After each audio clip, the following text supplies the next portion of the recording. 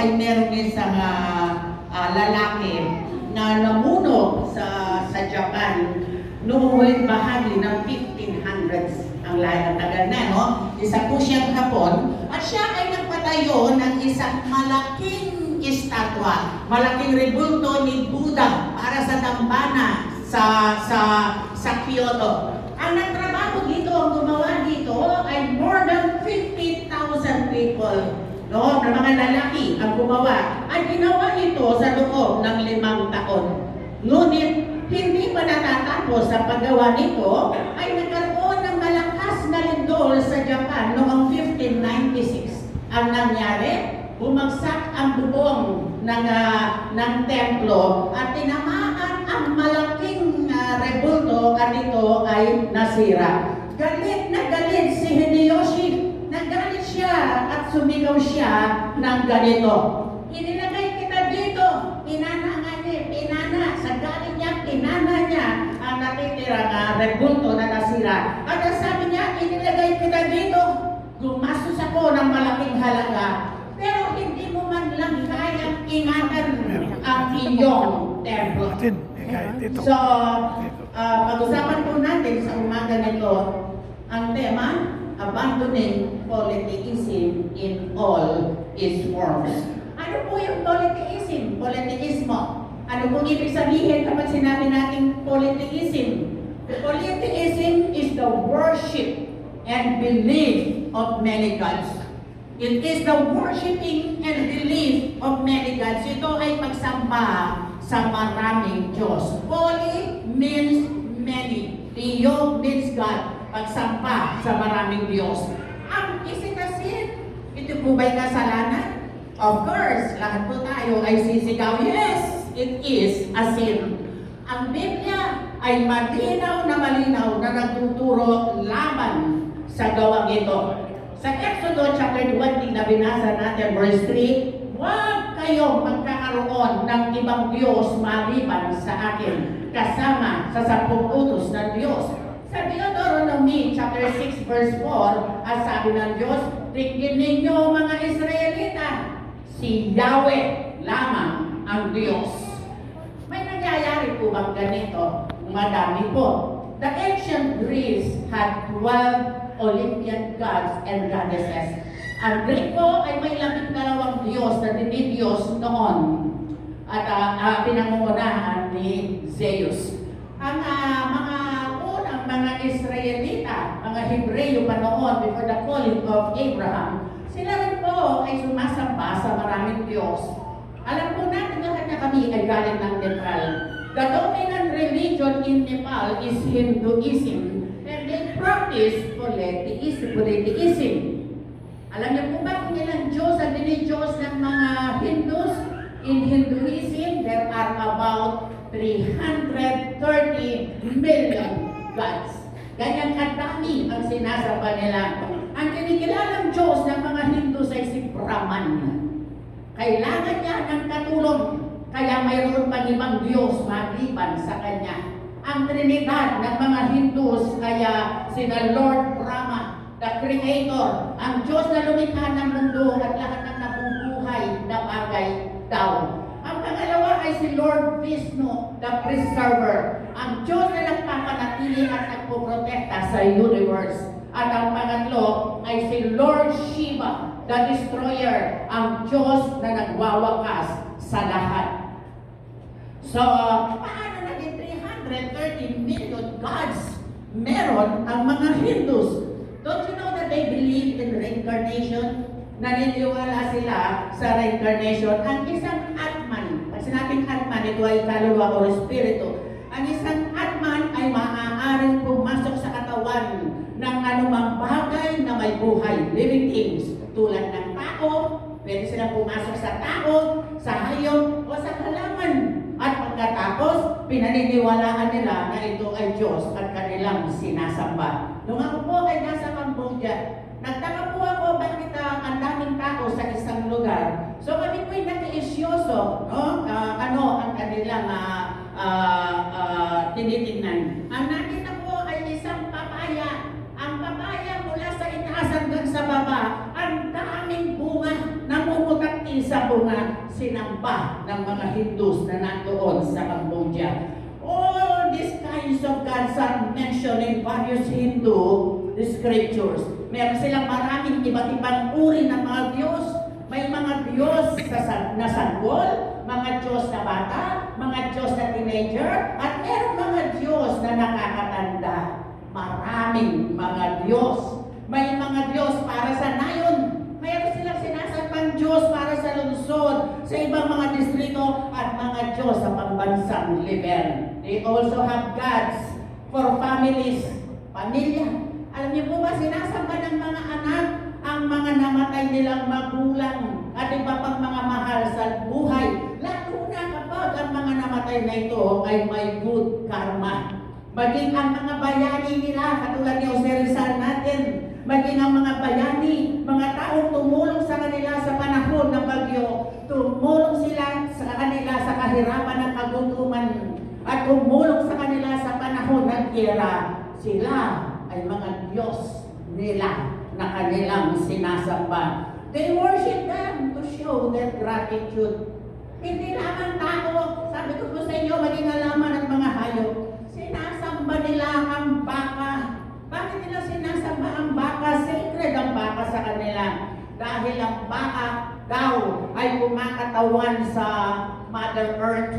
Dahil ito ay pinagmumulan daw ng kabutihan ang baka. At ang gatas nito ay nagbibigay ng kalusugan sa lahat ng nilalang. Mula bata hanggang matanda. So sinasamba nila, hindi lamang mga baka. Sinasamba nila halos lahat ng hayop. Katulad ng tigre, leon, elepante, daga, unggoy, at marami pang ibang mga hayop. Dahil naniniwala sila na nasa loob ng mga hayop na ito ang kaluluwa ng kanilang namatay na mahal sa buhay. 10 beses na reincarnation hanggang marating daw ng namatay ang moksha hanggang finally ay makasama ng mga namatay ang kanilang Diyos na si Brahman. Maraming Diyos na sinasamba. Polytheism is a sin. Ito ay malaking kasalanan at malaking kalapastanganan sa Diyos na buhay. At ang kaparusahan sa gawang ganito ay kamatayan. Kamatayan. As sabi po ng isang utos sa Ten Commandments sa Exodus chapter 20 verse 5, huwag kayong yuyukot o maglilingkod sa alinman sa mga Diyos-Diyosang iyan. Ibig sabihin, hindi lang isa, dalawa, tatlo, apat, maraming mga Diyos. Huwag kayong maglilingkod sa alinman sa mga Diyos-Diyosang iyan, sapagkat akong si Yahweh ay mapanibughuin. Tingnan niyo po ito. Mag-ingat po tayo. Parurusahan ko ang lahat ng aayaw sa akin, pati ang kanilang mga anak, hindi lang ikaw, pati ang kanilang mga anak hanggang sa ika-4 na saling lahi. Ang tindi ng galit ng Diyos sa mga taong sumasamba sa maraming Diyos. Mga kapatid ko, kung nais natin ang pagpapala ng Diyos, siya lang, wala nang iba. Siya lamang ang nag-iisang Diyos na dapat sambahin. Siya lamang, wala nang iba. Wala siyang kapantay katulad ng awit natin. Wala siyang kapantay. Wala siyang siya lang ang nag-iisang Diyos. At sabi po sa Exodus chapter 20 verse 6, ngunit ipalalasak ko ang aking pag-ibig. Kanino? Sa libo-libong umiibig sa akin at sumusunod sa aking mga utos. Amen. Lahat po na sumusunod sa Diyos, magsabi Amen. Hallelujah. Pero meron isang anyo ang polytheismo na nagbigay ng pansin sa akin. Ito ang tinatawag na henotheism. Polytheism, ito ay pagsamba sa maraming Diyos. Henotheism is the worship of one God. Sumasamba sa isang Diyos, but without denying the existence of other gods. Ang Enoitism, ito ay pagsamba sa isang Diyos, ngunit hindi itinatanggi ang pagkakaroon ng iba pang mga Diyos. Tingnan po natin ang kasaysayan ni Haring Nebuchadnezzar ng Babylonia. Si Nebuchadnezzar, Haring Nebuchadnezzar ay lukhang mapagmataas. At kailangan niyang dumaan sa pagdidisiplina ng mga pangyarihang Diyos upang matuto ng kababaan at upang kilalanin niya ang otoridad ng makapangyarihang Diyos ng Israel. Tingnan po natin ang pagtunlad ng pagkilala ni Nebuchadnezzar sa Diyos natin. Una, si Nebuchadnezzar practiced polytheism. He is a polytheist. Ang Babylon ay isang lugar na may maraming Diyos na kumakatawan sa iba't ibang aspeto ng buhay at kalikasan. Nagpagawa o gumawa ng malaking rebultong ginto niya. Rebulto niya, no? Siya yun. Nagpagawa siya ng rebulto niya, si Haring Nebuchadnezzar, upang sambahin ng lahat ng tao na kanyang nasasakupan. Deuteronomy chapter 3 verses 4 to 5. Iniutos sa lahat ng tao mula sa alinmang bansa at wika na magpatira pa, lumuhod, magpatira pa, at sumamba sa rebultong ito sa sandaling marinig ang tunog ng tambuli, flauta, kutyapi, alpa, at iba pang instrumento ng musika. Yan ang utos ni Haring Nebuchadnezzar. Kapag narinig ang mga instrumento ng musika, dapat lahat ay lumuhod at sumamba sa rebultong ito. Ang gawain ito na iniutos ni Haring Nebuchadnezzar, ginawa at inuutos, ito ay pagpapakita ng isang malinaw ng pagiging polytheismo nila. Paniniwala nila, maraming Diyos nagpagawa ng rebulto niya upang sambahin ito, karagdagan sa maraming Diyos na sinasamba nila.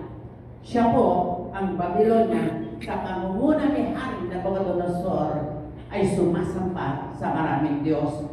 Pero may patulan ang pagkilala ni Haring Nebuchadnezzar sa Diyos.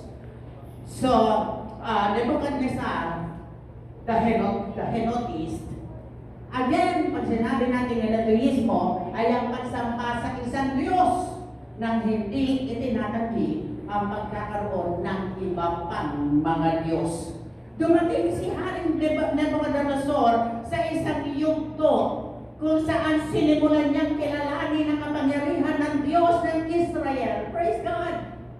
Kilala niya ang Diyos ng Israel, ngunit hindi lubusang iniwan ang ibang kanyang mga Diyos. Kaugnay ng ipinagawa niyang rebultong ginto niya, no? Rebulto niya, ay nag-utos siya sa lahat ng tao na lumuhod at sumamba sa rebulto kapag narinig ang tunog ng instrumento ng musika. Ngunit hindi lumuhod at sumamba ang mga kaibigan ni Daniel na sina Shadrach, Meshach at Abednego sa rebulto. Narinig nila ang malakas na instrumento ng musika, pero ang tatlo hindi sila lumuhod at sumamba. No? Bakit? Dahil sila ay kumikilala, nakakakilala at nagtatapat sa alam nilang iisa, totoo at makapangyarihang Diyos ng Israel. Naggalit ang hari. Naggalit si Nabucodonosor. Kaya dito inutos niya na sila ay itapon sa naglalagablab na apoy ng pugon. At ito ay pinainit pa ng 7 beses upang matiyak ang kamatayan ng tatlo na hindi sumamba sa rebulto. Sa verses 34 to 36 ay ganito sinasabi. Nang makita ipinatapon, no? Ipinatapon ang tatlo sa pugon. Ngunit walang ano-ano'y napalundag si Haring Nabucodonosor. Pamanghangin tinanong niya sa kanyang mga tagapayo, hindi ba 3 lamang ang inihagis sa apoy? Bakit 4 ang nakikita kong palakad-lakad sa apoy at hindi nasusunog? At yung isa, ang tingin ko ay Diyos. Sa verse 26, pansinin niyo po, no, ang mga binabasa natin. Si Haring Nabucodonosor ay lumapit sa bunganga ng hurno. Kasi nakita niya, hindi nasunog. 4, no, ang naglalakad. At sinabi niya, "Halika kayo rito, Sadrach, Mesach, at Abednego, mga lingkod ng kataas-taasang Diyos." Shadrach, Meshach, and Abednego, servants of the Most High God, come out, come here. So verse 28, nang magkagayon, sinabi ni Nabucodonosor, "Purihin ang Diyos nina." Pansinin niyo po yung word na nina.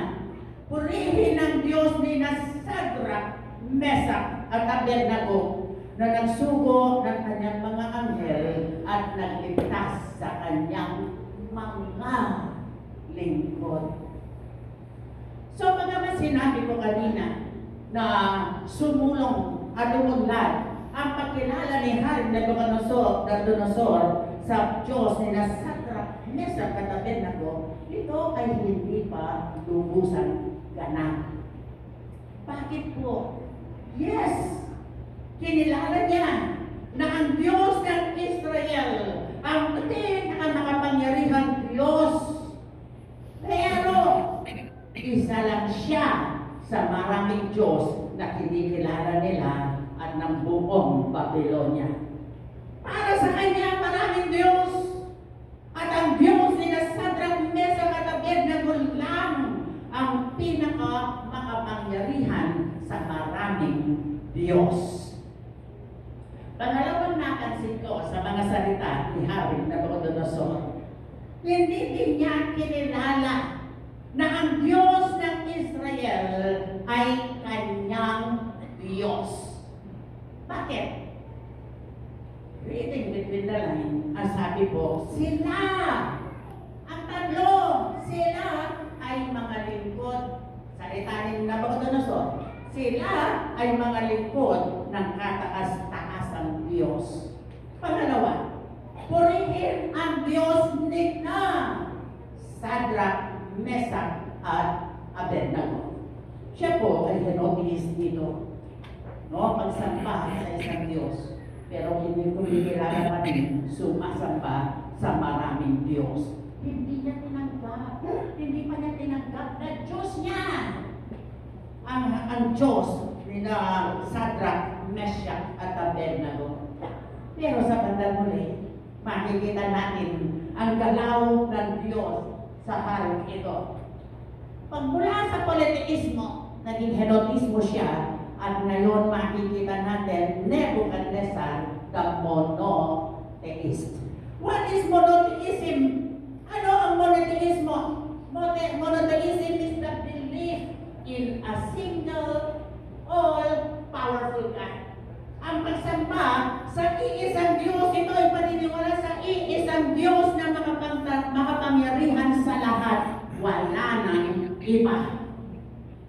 Again, ang polytheismo is the worshiping and belief of many gods.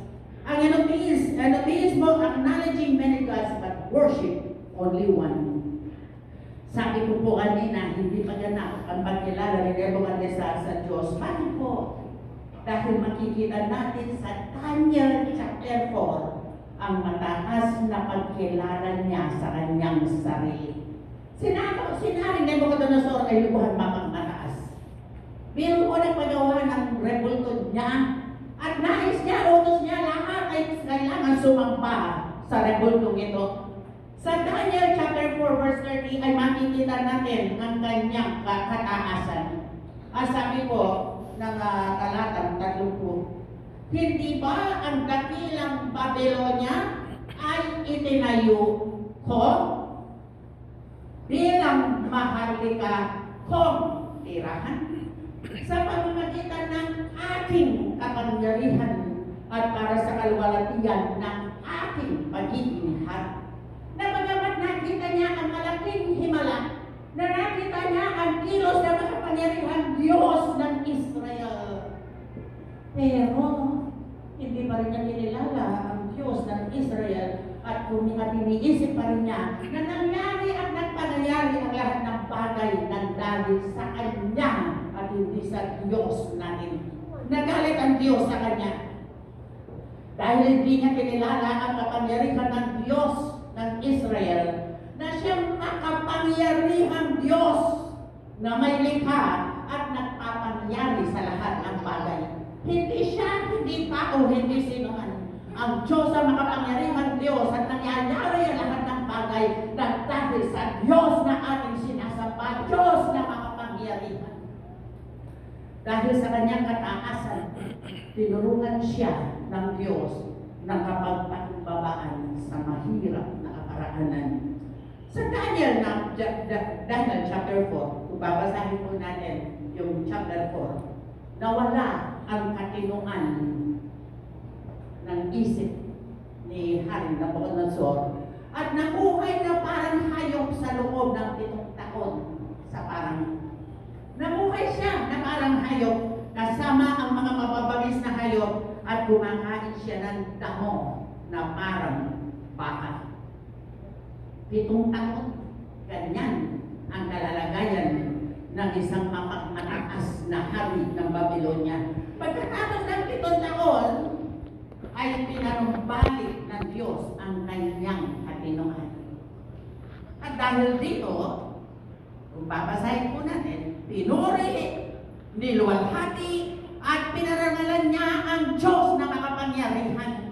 Sa Daniel chapter 4, 34b, ganito po sinabi, pinuri ko ang kataas-taasan, sabi ni Hari Nabucodonosor. Pinuri ko ang kataas-taasan, pinarangalan ko siya at niluwalhati siya na nabubuhay magpakailanman. Ngayon, kinalala niya, ang pamamahala niya ay walang hanggan. Ang kanyang kaharian ay mananatili sa lahat ng sanlibutan. Verse 37, ngayon, ako, si Nabucodonosor, ay nagpupuri, nagpupunyi at nagluluwalhati sa hari ng langit sapagkat lahat ng ginawa niya ay matuwid at makatarungan ang lahat niyang daan at ang mga lumalakad sa kapalalungan ay kanyang ibinabawa. Iyan si Hari Nabucodonosor. Kinilala niya na hindi siya, hindi ang rebotong itinatayo niya, ang Diyos na makapangyarihan lamang ang karapat-dapat na sambahin ng lahat ng tao. We Christians are monotheistic. Tayo po ay kaya naniniwala dito. Iisa lang ang sinasamba nating Diyos. Hindi dalawa, hindi tatlo, hindi madami, hindi millions of gods. Siya ang ating El Elyon, ating Diyos na kataas-taasan. Hallelujah! Walang nakakataas sa Kanya. Wala siyang kapantay. Wala din nakakababa sa Kanya dahil siya lamang, wala nang iba pa. Siya lamang at wala nang iba pang Diyos maliban sa Kanya. Hindi niya kailangan ng kasama. Hindi niya kailangan ng katulong. Hindi kailangan ng ibang marinig na Diyos upang magawa niya ang nais niyang gawin dahil siya ang Diyos na makapangyarihan. Our God is true. Hindi siya katangisip lamang. Hindi lamang siya imbento ng mababaw na kaisipan ng tao. Ang sabi po Psalms 83 verse 18, upang kanilang malaman na ikaw lamang na ang pangalan ay Jehovah ay kataas-taasan sa buong mundo, sa buong lupa. He is the only God, siya lamang, wala nang iba. Isaiah 44 verse 6, ang sabi ni Yahweh na makapangyarihan sa lahat. marami na pong mga maling katuruan, nakakatakot, nakapangingilabot ng mga katuruan na lumalabas sa mundong ito. Basahin po natin ang Biblia at malinaw na nagpapakilala sa ating Diyos na sinasamba. Siya lamang ang makapangyarihang Diyos at wala ng iba. Ang sabi ni Yahweh na makapangyarihan sa lahat, Hari at tagapagligtas ng Israel. Ako ang simula at siya rin wakas. Walang ibang Diyos maliban sa akin.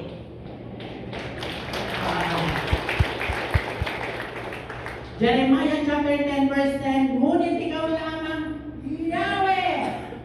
Ay lumalabas po ngayong katuruan, si Yahweh ay sinungaling, si Yahweh ay mamamatay tao, si Yahweh ay magnanakaw. Hindi po totoo yun. Maraming mga teksto na mababasa natin na si Yahweh ang Diyos, ang tunay na Diyos.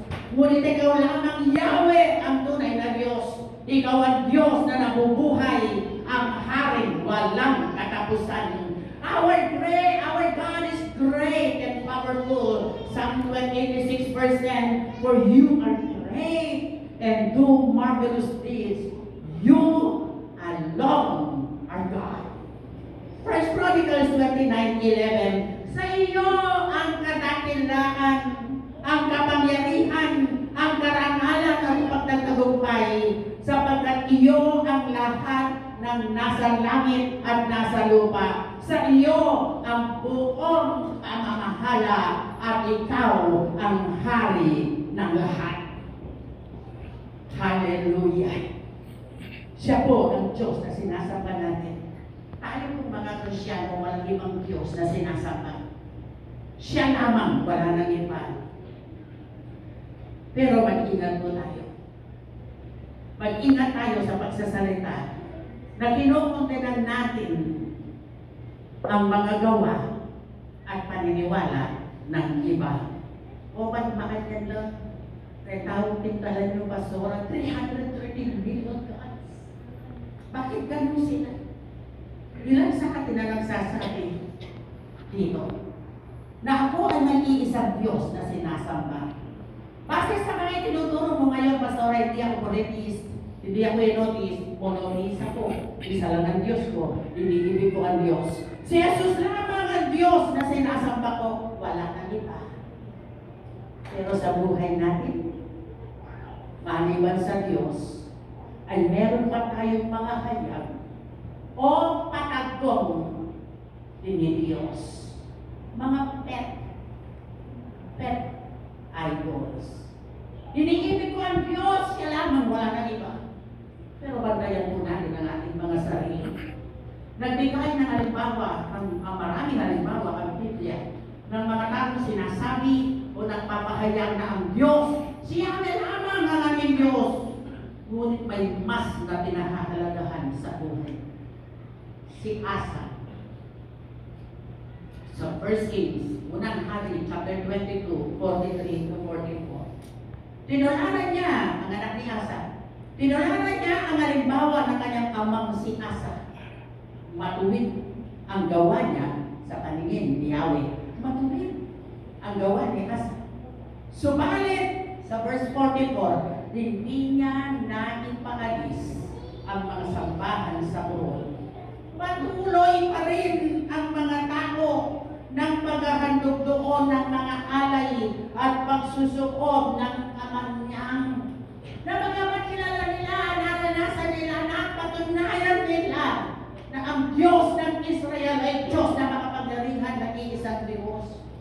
Pero wala silang lakas ng loob. Sila ay sumasamba sa Diyos. Ngunit hindi lubusang iniiwan o inaalis ang iba pang mga Diyos na naroon. Ano ang Diyos? Meron tayo. Maliban sa Diyos na sinasamba natin. At si Adarician ruler, ang mayamang lalaki sa aklat ng Marcos chapter 10, 19 to 22. Ang sabi po ng paalis na si Jesus ay may isang lalaki. Naalis na ang Panginoon, nakalis saan siya magtungo, siya ay natuturo.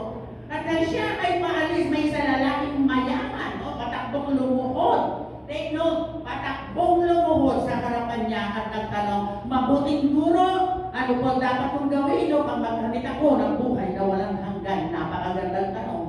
At sabi ng Panginoon, alam mo ang mga utos, huwag kang papatay, huwag kang mangangalunya, huwag kang magnanakaw, huwag kang magsisinungaling sa mga pagsaksi, sa iyong pagsaksi, huwag kang mandadaya, igalang mo ang iyong ama't ina.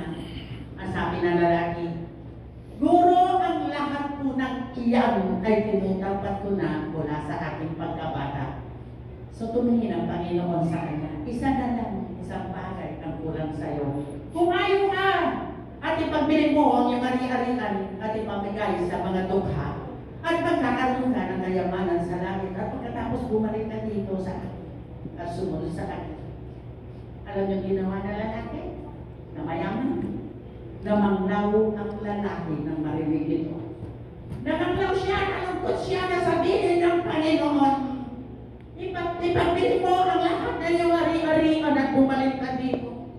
Nalungkot siya na umalis sapagkat siya ay napakayaman. Mga kapatid ko na nagsasabing umiibig sa tunay na Diyos, ngunit pagdating sa pera, kwarta, nasusubukan tayo. Pagdating sa yaman, sa pera, nasaan tayo na nagsasabing Diyos ang nangunguna sa ating buhay? Mga taong ang Diyos ay pera. Walang masama sa pera. Nais ng Diyos na tayo ay umunlad. Ngunit kung nakikita ng Diyos na sa iyong buhay, prioridad mo, nangunguna sa iyong isip, sa puso, sa buhay, sa kalawang pera, ay sa Diyos. Wala kang itinagkaiba sa mayamang lalaki nito. Ang ganda po ng message last Sunday.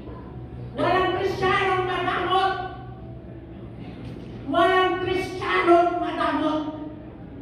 Napaparamalan ba ang Diyos sa mga yamang ibinigay ng Diyos sa atin? Napaparamalan ba siya? Nauuna dapat ang Diyos, hindi ang pera. Minsan ang pera ay nagiging patibok ni Satanas sa ating mga buhay. Minsan ang yaman ay nagiging patibok ni Satanas sa ating mga buhay. Pantayan natin ang ating mga sarili. Kung hindi mo kaya, isuko. Ang nais ng Diyos na isuko mo kasi siya ang mamuna. Mag-isip po tayo. Si Solomon ang nagdala sa Israel sa kanyang pinakamataas na kalalagayan, Golden Age. Mahal ni Solomon ang napatunayan niya at na kanyang mga ninuno ang kapangyarihan ng Diyos. Pero mahal din niya ang mga babae sa kanyang buhay. Just imagine, 700 wives and 300 concubines. Mahal niya ang Diyos, pero maraming babae. They were an idol to him. They were another God to him. Inuna niya ang mga babae ito. Tingnan po natin ang konteksto, malalim na konteksto nito. Ang mga babae ito, bakit niya ginawang asawa? Ang mga babae ito, alam niyo po, karamihan sa kanila ay mga prinsesa ng iba't ibang mga kaharian. Para matiyak ni Solomon na hindi siya gigirahin ng mga malalakas na kalaban. So, ginawa niya, strategy niya, ginawa niyang asawa ang mga prinsesa nito. Kapag pampolitika pa rin, ginawa niyang biyanan ang mga ama ng mga prinsesa nito na galing sa iba't ibang kaharian upang magkaroon ng kapayapaan at kasaganahan ng Israel. Isang paraan ng pagpapakita ng kawalan ng tiwala sa Diyos. Isang malaking kalampastangan na magtiwala sa tao, magtiwala sa impluensya ng tao ng higit sa kapangyarihan ng Diyos. Sa Kanya lamang tayo dapat magtiwala. Hindi sa pera, hindi sa tao o sinumang bagay. Maraming kabataan o karamihan sa atin paging nakakatanda na nagsasabi na sinasamba ang buhay at tunay na Diyos. Ngunit nasisiyahan pa rin, nagswiswimming pa rin, nakikiayon pa rin sa takbo ng sanlibutan ito.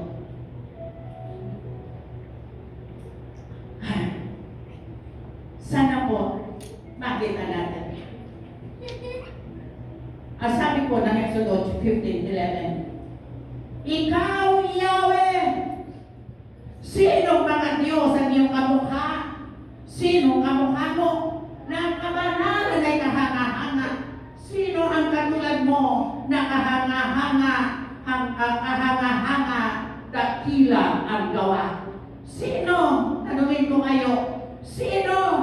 Sino ang makakatulad ng Diyos? Sino ang makakapantay ng Diyos? Ang sagot ay wala. Wala. Walang kapantay ng Diyos. Siya ng El-Elyon ang nakakataas sa lahat. There is no other God. There is no other God, mga kapatid ko. Walang ibang Diyos. There is no God like the God of Israel. Siya ang Diyos na nakapangyarihan, and His name is Jesus. Ang pangalan ay kinalaman ng pangalan ang Panginoong Jesucristo na nagsabi, I am the Alpha and the Omega. Ang Diyos natin ay hindi nagbabago. Siya pa rin ang Diyos natin noon, ngayon, at magpakailanman. You will never regret. We will never regret ang pagbibigay natin ng pinakamataas na pagsamba, pinakamataas na parangal sa Diyos na makapangyarihan. Again, Jesus! Jesus! Wala na ibang pangalan, wala ibang Diyos maliban sa Kanya. Tayo lahat ay manalangin.